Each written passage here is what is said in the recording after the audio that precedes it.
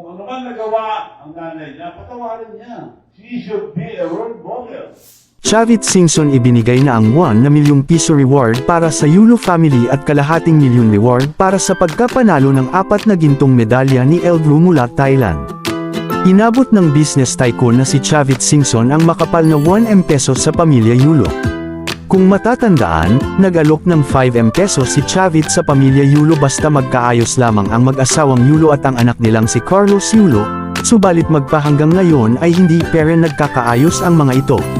Bukod pa rito ay nakatanggap rin ng 500,000 mula kay Chavit ang isa pang anak ni Mr. at Mrs. Yulo na si Carl Eldro Yulo, matapos itong mag-uwi ng 4 na gold medal in the 3rd JRC Artistic Gymnastics Stars Championship in Thailand last week. Si Eldro ay ang nakababatang kapatid ni 2-time Paris Olympic gold medalist Carlos Yulo. Marami namang netizens ang natuwa sa ginawa ni Chavit Singson.